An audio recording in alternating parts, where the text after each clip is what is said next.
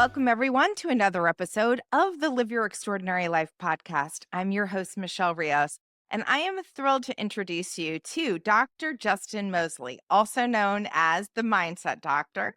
Justin hails from the great state of Tennessee. He's based in Nashville. He is a chiropractor turned transformational speaker and speaking coach. He recently did a TEDx, and we'll talk a little bit more about that shortly.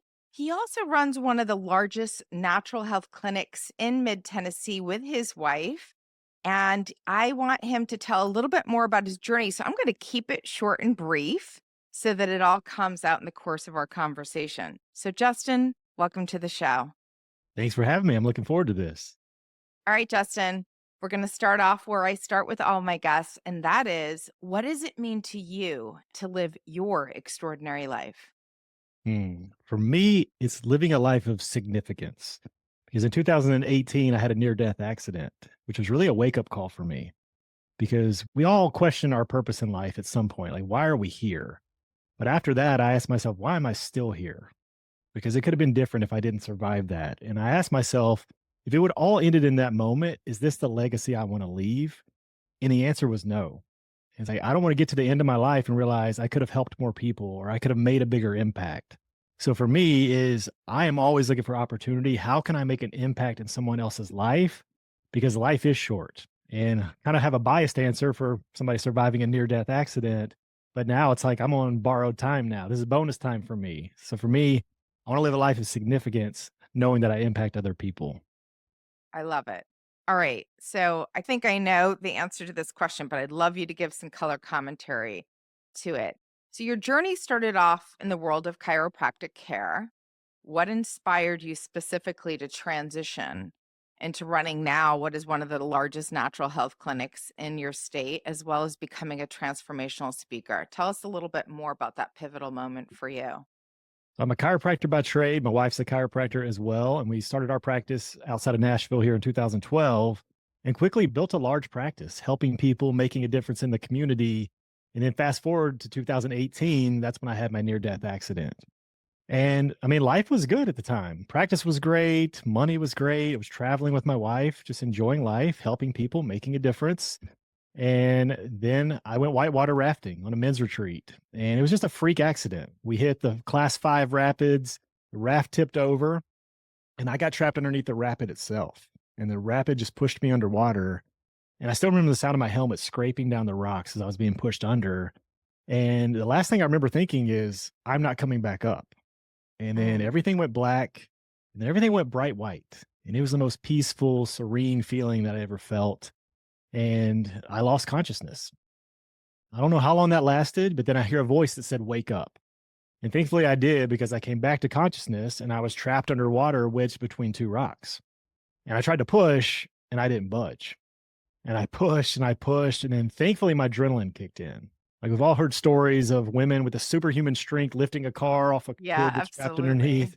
Yeah, that's kind of what it was. I was able to push hard enough. I broke one of the buckles on my life jacket that was trapped underneath the rock, floated to the top, got swept down the river, and at that point, I was rocked.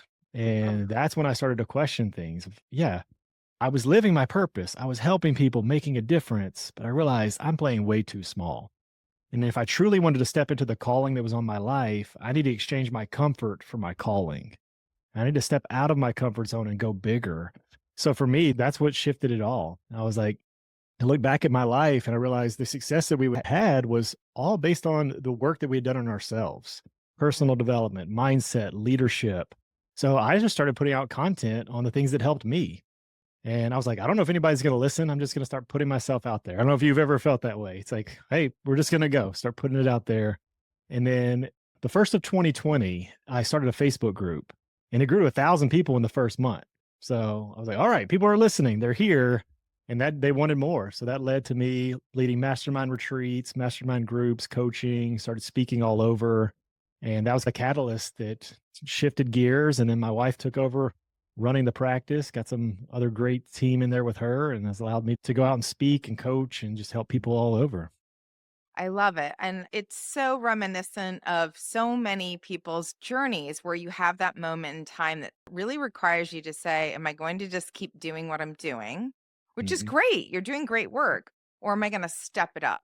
And what does stepping it Right. up look like? What do I Yeah. stepping into? And not everyone has the courage to make that change, though. It's a big leap. It Oh, requires risk. It requires you getting out of your comfort zone. Was there ever a moment in time where we're like, I don't know, like we've got it pretty good over here? yeah, and that's where it was before. Like, had I not had the near-death accident, who knows? I probably would have still lived a good life. Like I said, I was living my purpose. I was helping people. I was making a difference. And it wasn't until that moment when I questioned it and realized, you know what? I can make a bigger difference.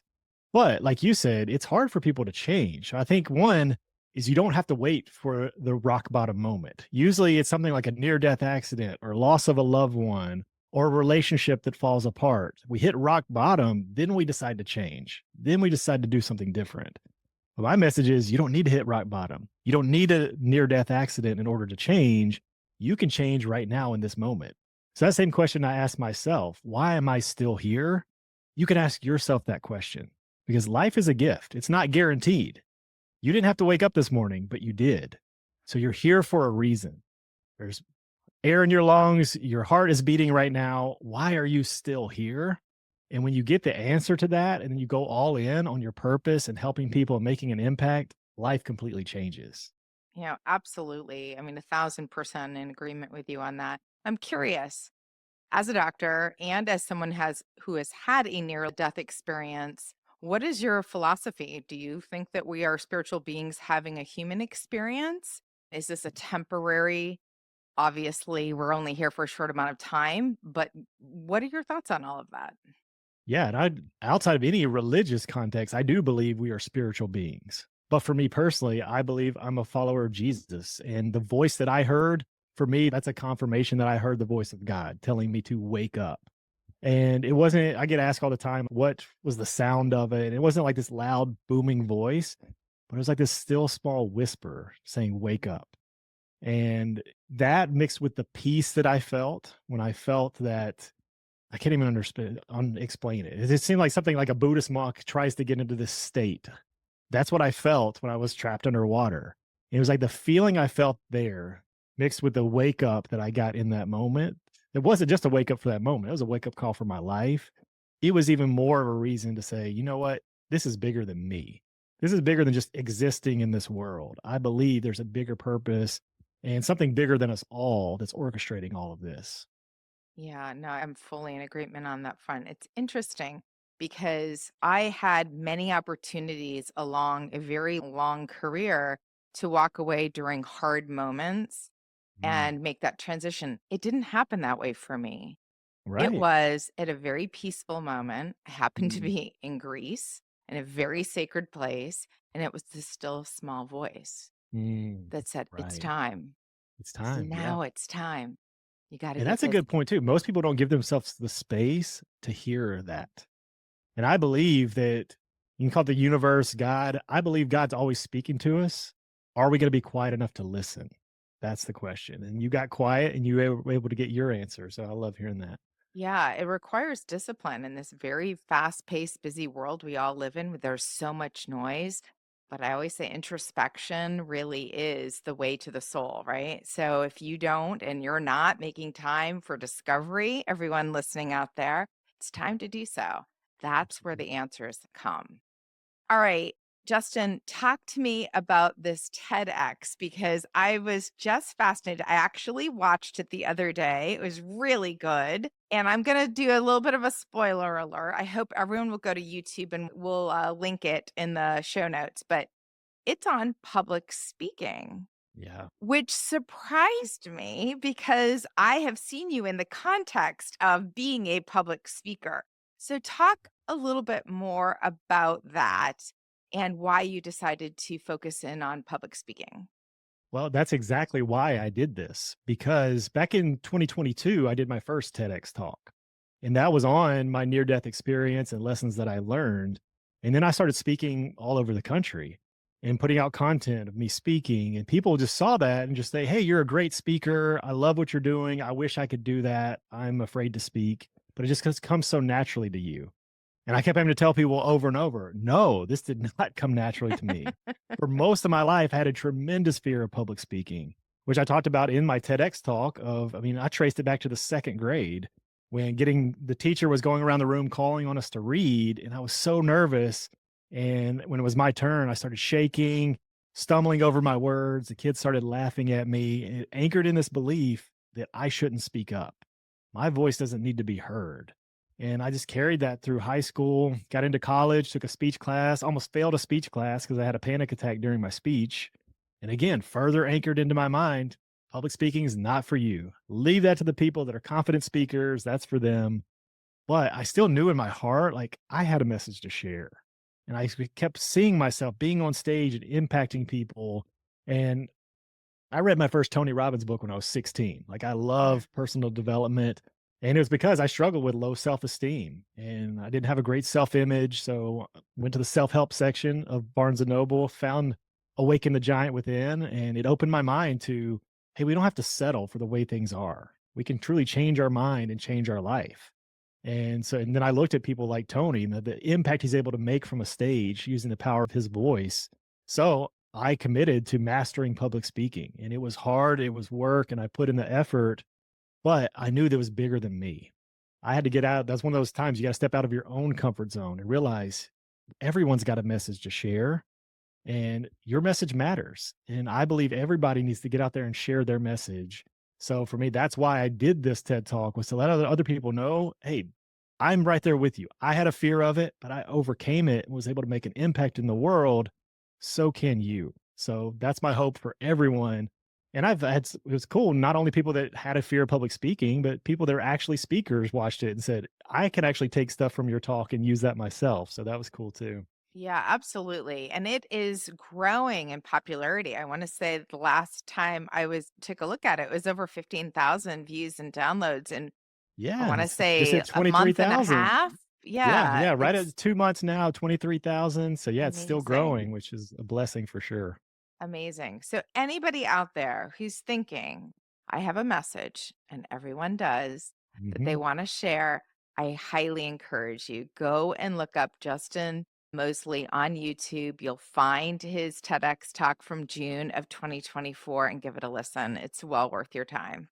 Thank you for that, I appreciate that.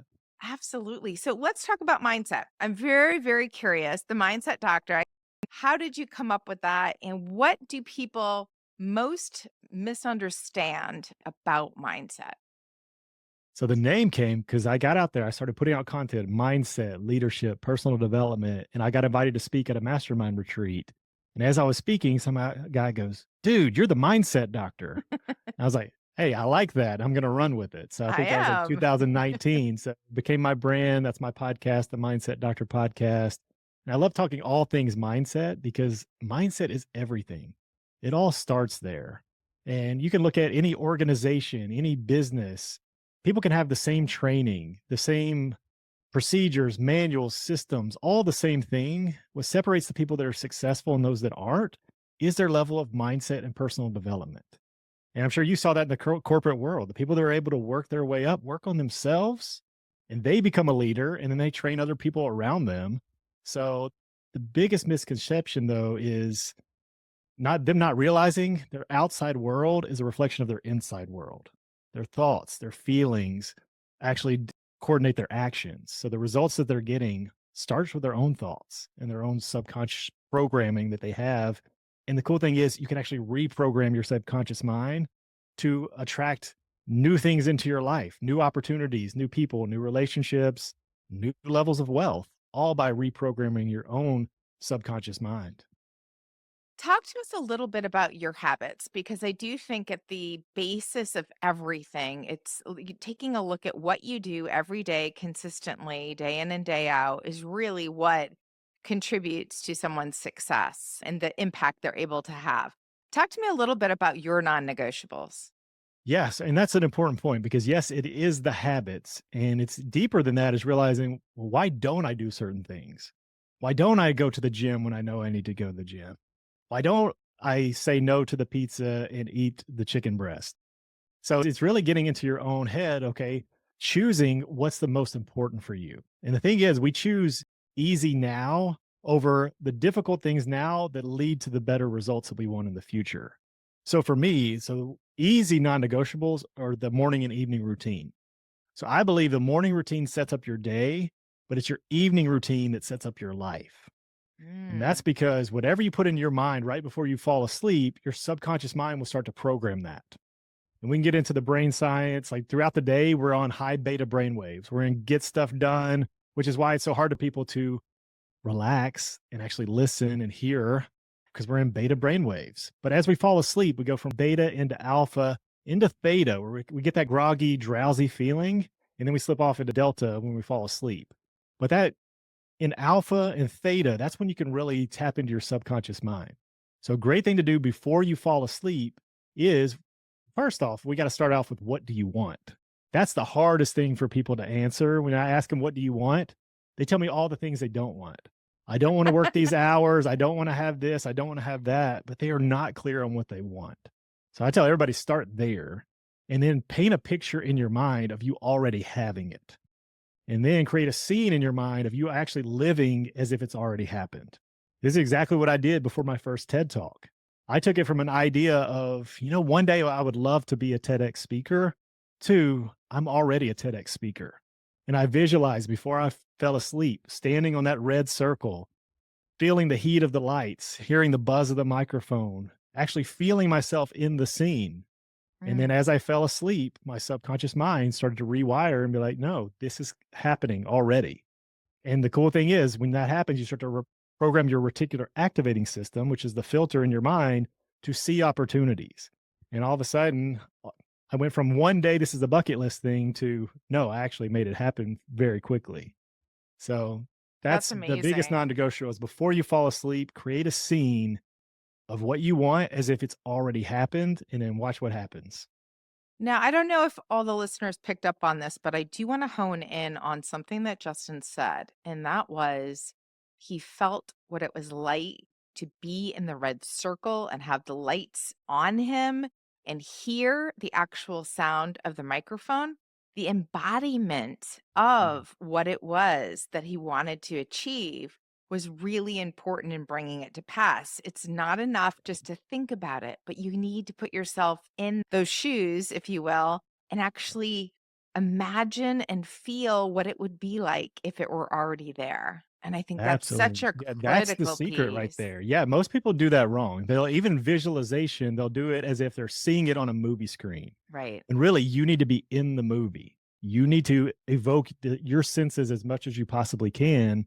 And I love the neuroscience behind this, but there's a couple studies I really like. One was they took people that couldn't play piano and they had them do one-handed piano exercises. So one group play these exercises every single day. The second group, you're not going to touch a piano, but you're going to vividly imagine that you're playing it.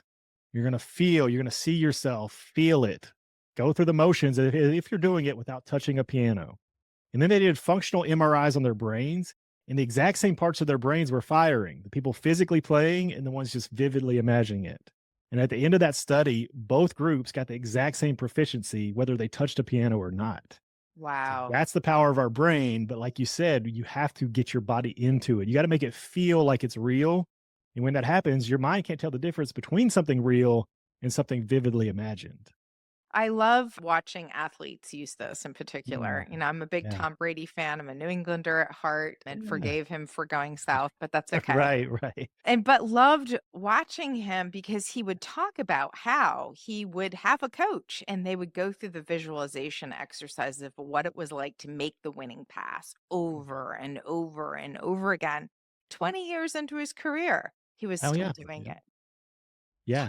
Talk to me about your own practices vis-a-vis coaching, because I know Mhm. you're out running masterminds, you are holding, like, your keynote speaker at live events. What are you doing? I always talk about the coach who gets coached. What are you doing to feed yourself to continue to grow as you Yeah. move So, forward? yeah, I'm speaking a lot. I'm leading masterminds, but I'm also part of masterminds. And I have my own coaches in different areas. And I always believe in, I call it writing a check to go faster. If I can Mhm. find someone who's done it and I can just pay them to show me the way and I can get there a lot faster than I can get there on my own.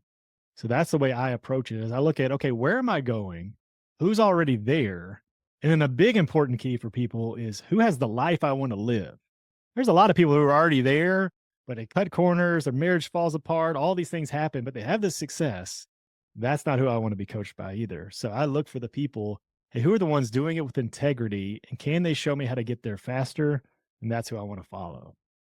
I love that. So, everybody listening, coaches have coaches. We've talked about this. I have a couple Yep. myself for different areas of things I'm working on. And always look for somebody who's doing the thing that you want to accomplish because they're going to be able to show you the way faster. And it's Absolutely. worth all the investment. Yep. So, you already talked about Tony Robbins and the impact that some of his work has had on you. What would you say are the books that have had the most influence on your life?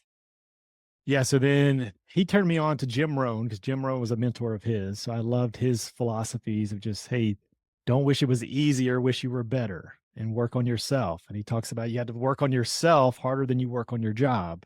So I loved reading his work, but Jack Canfield was a big one for me.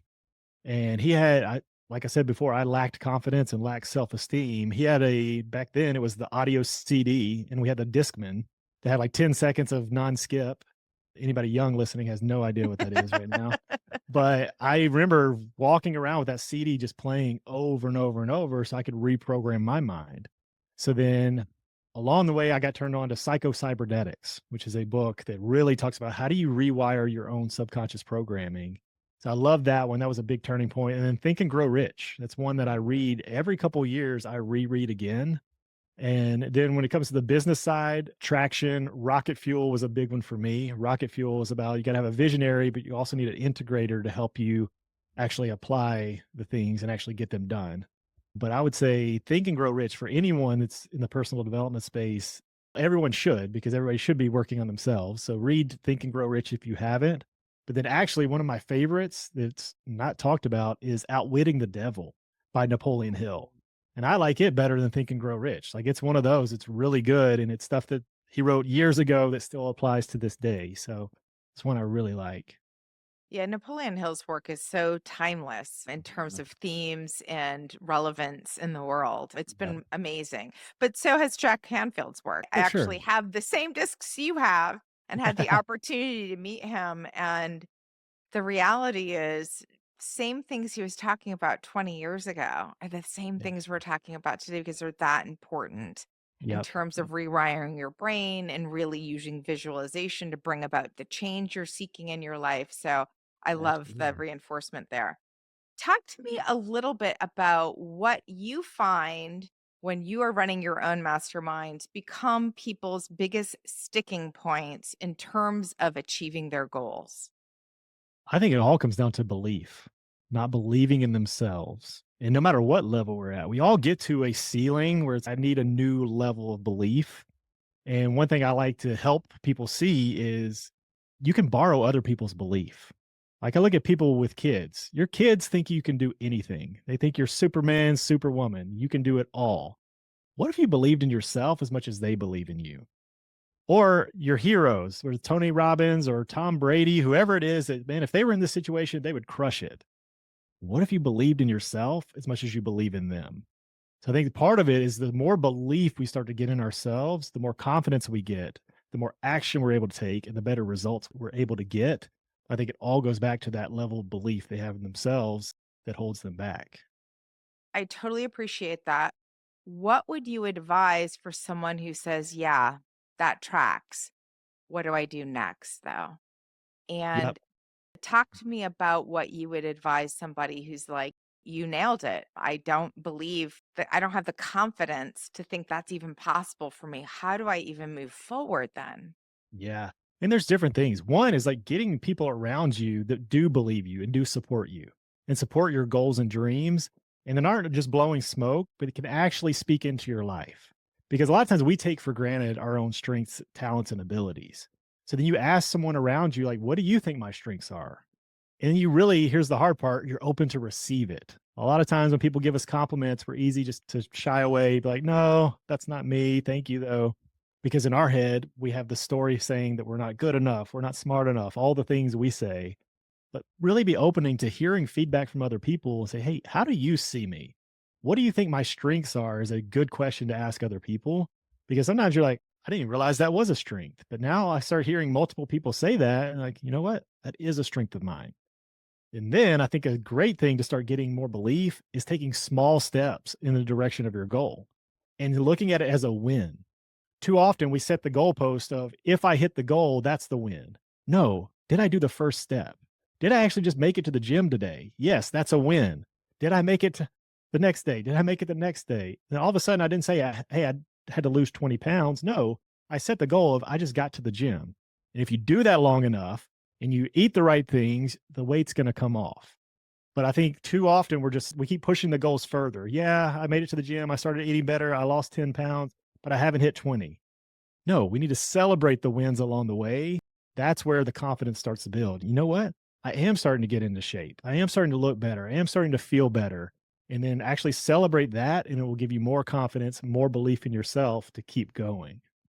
I totally track with that. And the other thing I would add, and I'm curious about your thoughts because I'm actually writing about this right now for my book, is the idea of owning your story. As someone who is a professional storyteller for my entire career, I always say we all have a story that we're running about who we are and what we're capable of and what's available to us Mhm. 24/7, whether we're aware of it or not. And if you can identify what that story is, you can change it. If it's not who you want to be, it's not reflective of who you aspire to be or what you aspire to have, you have the power to rewrite your story. Decide that's not the story I want to That's run right. anymore. Yeah, and I like to tell people you have to speak louder than the voices in your head. Because a lot of times we create a negative story and a story we don't want. But like you said, if we're intentional with our story, we can create it the way we want it. I think it was Bob Proctor. I heard from him. He's like, most people aren't even the star of their own movie. They're a supporting Yes. cast in the movie of their own life. And it's Right. so true. It's like we can be intentional with who we want to be. And I think that goes back to first off, you got to figure out what you want, and then the Hmm. next best thing is to ask yourself, who do I need to become in order to have that? Because it's not about achieving things in life, it's about who you become along the way. And if you, it's, I want to make more money, well, the version of you has to become better in order to receive more money. You have to be able to give more service to the world. So the more you work on yourself, the more you have. So that goes back to getting clear. What do you want? And then who do you need to become? And then every single day you wake up and you become more and more of that person. And then all of a sudden, the things that you want are attracted to you. Yeah, I totally agree with you on that part. Let's talk about networking. I think Mm, we're both very much of the ilk that it you got to get out of your own circle and you have to be in the right rooms and meet people because it's where I would say the rocket fuel really is right. because you just don't know who you're going to connect with, who's going to need to connect with you, whose Mhm. life you're going to change simply by being there and telling your story, or conversely, who's going to change your life because you were there. Talk to me Yeah. a little bit about the importance of networking and being in the right rooms for you personally. Yeah. For years, this has been a big part of what I do, whether it's going to seminars or just being around people, just get in the room. And I always like to say, if I'm the smartest person in the room, I'm in the wrong room. So I'm always looking at who are the people around that I can be around. And I also try to serve. Like, how can I serve them? How can I help them achieve their goals and dreams, what they're trying to accomplish? And in turn, a lot of times they want to help you do that as well. So the more you can get around people, because like you said earlier, we have this story that we're telling ourselves. But if we don't put ourselves in an environment of people that can actually speak life into us, we don't believe that a new story is possible. We think we just have to settle for what we've had in the past. But when you can get around other people that are thinking bigger and making bigger impacts, and it makes you want to go bigger. And it makes you be able to borrow belief from them, like we talked about earlier, borrowing belief. But yeah, it's putting yourself around the right people and then showing up with a heart to serve, not just showing up with what's my agenda to get out of this relationship. But no, show up to serve first. Then you hit on something there for me too is I believe everyone's got a message to share. Like there's a message inside of you the world is waiting to hear. So I shared it in my TED talk, but my mentor shared with me, he said, you are powerfully positioned to serve the person you once were. So think about the stuff you've been through in life. There's obstacles you've faced and challenges you've overcome. There's lessons you've learned along the way you can take and speak life into other people that are going through what you went through in the past. So if you're questioning, well, what do I have to offer this group or what do I have?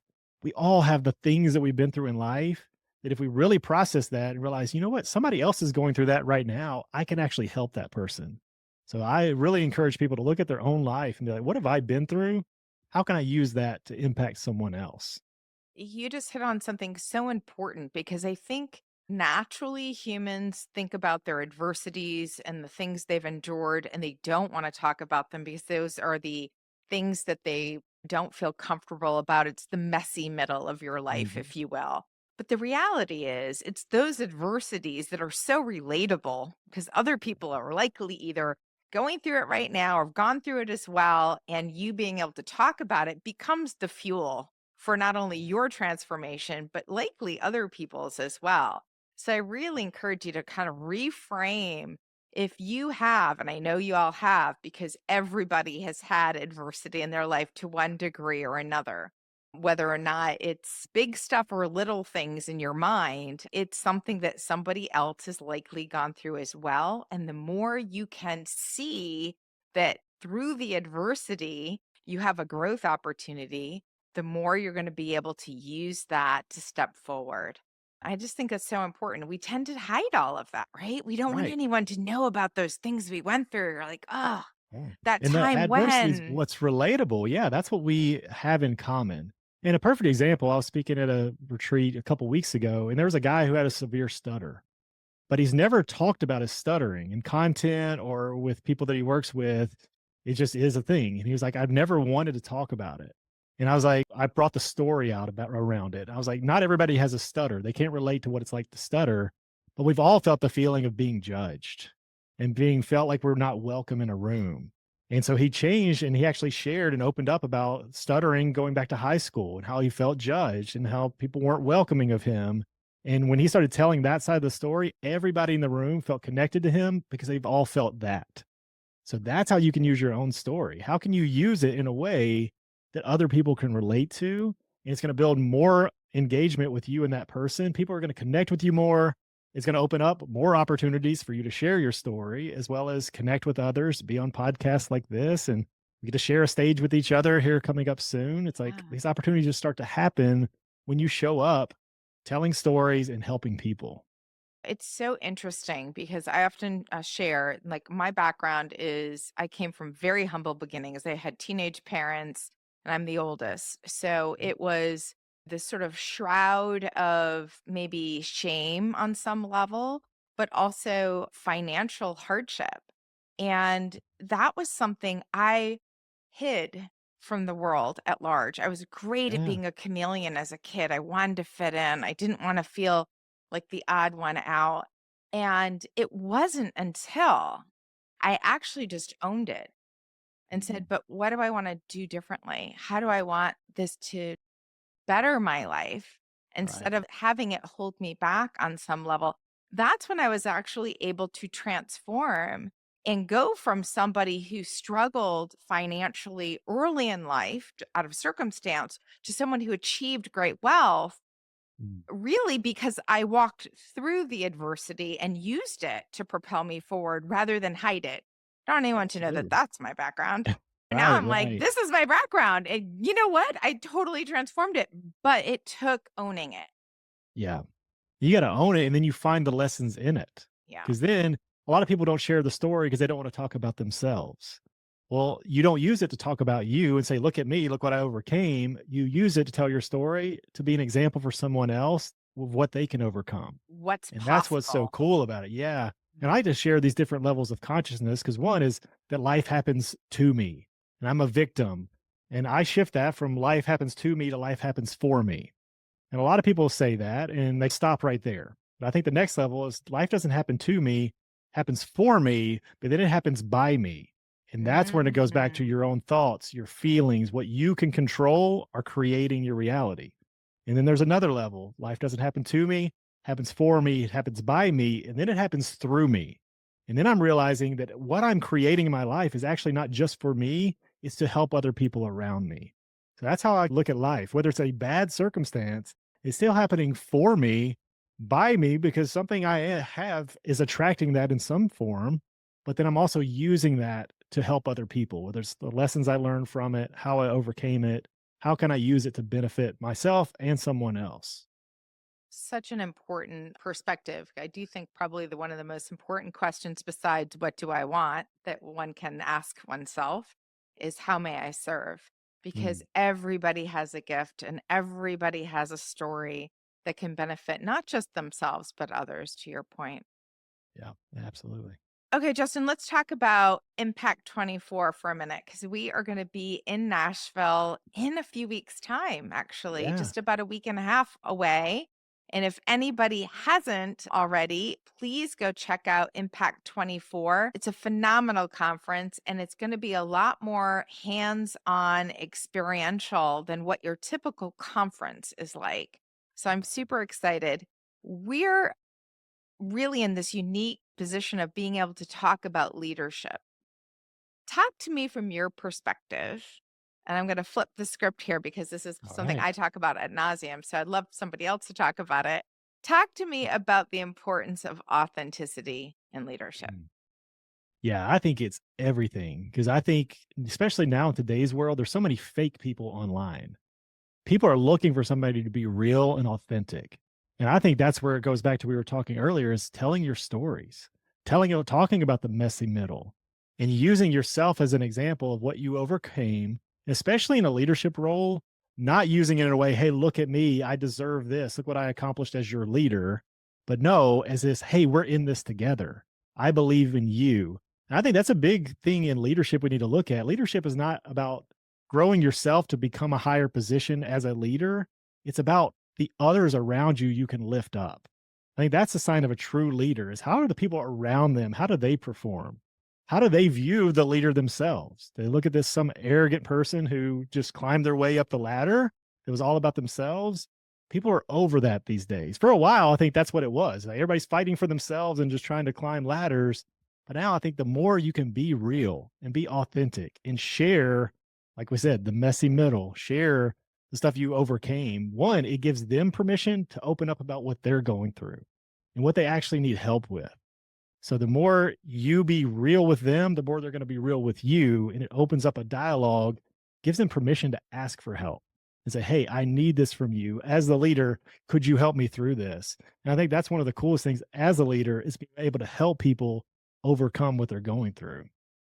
Oh, I think that's so important to point out as someone who is in leadership for a long period of time in a corporate environment. One of the things that came up time and time again, and you just mentioned this, is what leadership looks like. And for a lot of folks that were in power, if you will, empowered, there was a point in time in their development where for anybody now, flashback to the 1980s, leadership looked different and it wasn't necessarily good. Hey, Wouldn't probably fly today.